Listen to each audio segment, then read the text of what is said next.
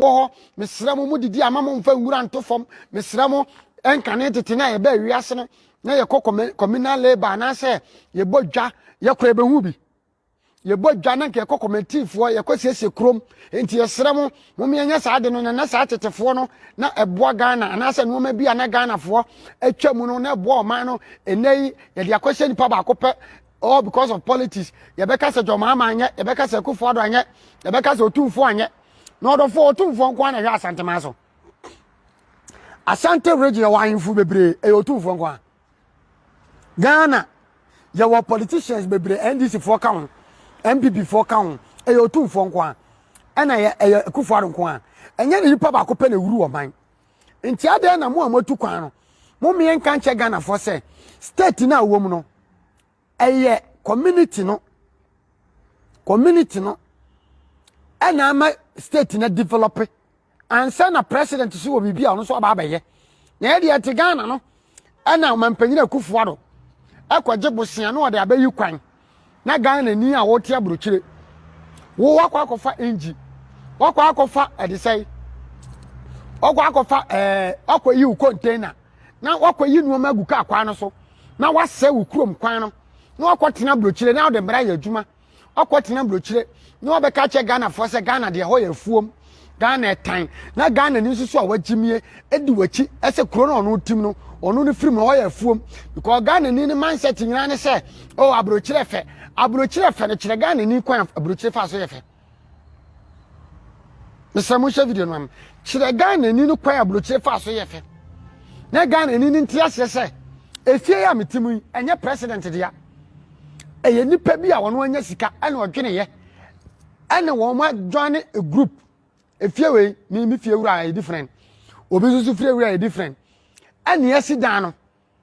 ana asa nipa ba kokra na anya sika wasi dan no watonton flat na ma nipa bia ana obi anya bi o yesi dan no wi ani aton citizen na si yo muntie obroni atwene no ni yesi na flat ba ko bia waton na obi a woni fie na ntinipa be na wo mu ye 545 building esi wono obi a onyi one house obi a wo fie ba ko kwase ya bi gimi wase men ka brofo kwase aka se brofo em krom kasa ho brofo na mo keka no je wapi wa ba ma me ade wo brofo na mo ka wasem no elu nti na me ka chem se wodofo mo miemfa respect ma president bi a ono na ndawroma oyiye ni ba ejanka mobrowa ewisie ko school mimi support wa man na wo so uchimi ukwasea wo support NDC uchimi wo pese Mahama be president ti wo ta no Mahama ba eya forma ko school NDC edi akonwa 28 good years eya forma ye wato ya na eya forma ye ya na duru wakaga shege na mo mama betena ho na obi te north na wada no o say Ghana is dirty freeze the country na north ni akodi freeze the country for achi NDC wo to abama no north how many years north yes sit down we bi order Ghana for amatu kwa free north ni busamo Ghana for amaya mo Ghana for na party bi di motutu to kwanti mo ba tra social media jimi sa na mo di jimi no mo mi entumofo Dr. Ren na sefo NDC success kan ye de motu kwan ene Ghana for nya ho faso a Ghana for nya Kufuor do ho faso a eyemo ya Kufuor be factory be company a mo mo dawuro no ma betena gu Ghana wakura se kwan na enya no wo kwakotwa ba kire Ghana for se ukurom kwanye akotwa ba kire Ghana for se wo Ghana ba bi atan na wo kura sini a wo so akotena brochire wo kura sini a wo akotena brochire wo so hu a abrochire fe na Ghana de da be ne be utisu no wapampa so ukotena brochire wako Ghana kwaye de edia na wusua wa brochire ba secretary akwa wasua kwa mfa so se ba secretary wakosua na Ghana bibia change wo atwempone no wo Ghana fotrim no oman nkoso da atwempone na yeta ni papa no oman Ghana enkoso da nti me ka kire se so ye Ghana ni na otani papa kan hu se ye mu bi ni ye doni papa enti maame a wo ye fa ahodie hotspot ase ho anwan kurase ni ba wote America maame a wani ntiye maame a wo fie wa animu nanso wo ye nkurase no ma wo social media frema bi no ebedidi atama na wo so wo dibi frema bedidi atama maame dibi maame a umu hu aye mu saa na tie na adokro obu no mu so mu no ntimi umu hu amemu maame kurase ni ba maame a wani ntiye maame a kwase ampanyini bi wale wo sayere maame a wo manyina ya nkwase afo because so want to wo mu nyansem on share video no on tie on tag no ni page ne de fa ahudie hotspot na masa wa type frema show no wa tag no Jonas na ne maame ye obatanfo o maatan a wo ba ntete Jonas maame obatanfo obatan ne manyina agimie ntimitimi se bi kura na maame no so agimfo ba because ne mani nyina ye ma ba wa no agimi ma no so a mo agimi ena mu agimi esa mu nya obi ama ne ntumfo maame urutuma ade mu agimi esa enyafo man kurasefo na enyafo ma follow tankra we mu all because of say o wa abrochire o wa ka wo he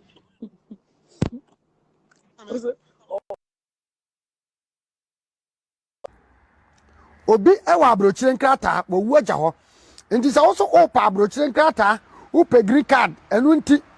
wo di atema aguga na wufi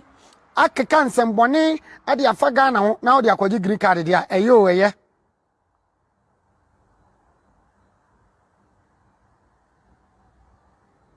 eye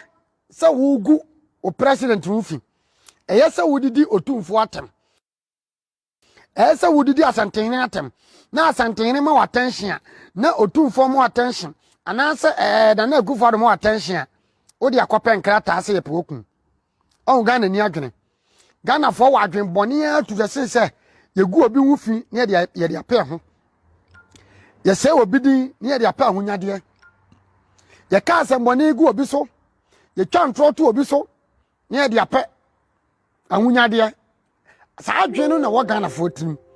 enti saa adwiri we ye de fese oman saa nipa we ye de wo mo fese oman watu kwan okopɛ krata watu kwan okopɛ abraba wo Ghana ni etu kwa akra no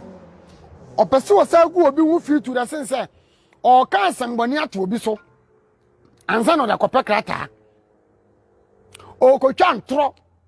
ansa na entimese wo ye sofo kra akwa abrocha be twa ntro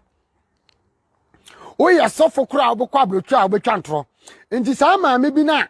ye frɛ no fa ahodie wo show asede ndie eya mo mfa respect man nipa bi ti se kene Japan mo fa respect many people to say obsia do ye mo te Ghana o mo kwa America ye nkotwa ntro ni akọ Ghana eye wo akọntuo ma mesrew nkrata asem de ehia but enkodi obi atem enkotwa ntro ntu obi so enkogu obi hufi enkogu Ghana hufi Jonas da bana Jonas yi Ghana baby efe a kire da mibusa o samo say even freedom fighters no da ben no mayi na akufo ado enwuma a wo ya na asa no ma bi a wo ye a kire Ghana fo odofo unya because say omu krem they claim say they care for the country they love no they claim say they care for the Ghana you think you want Ghana to change no but how many times na one who omu platforms say anado anase Ghana bibi efe bi o mayi a kire abrochire fo anase o mayi a kire kontufo enti odofo mi gira yi me pesam ka cho se me gire Ghana ho enu nti se me ye me program kwa na metimi yi no mapa ekufo ado ye metimi yi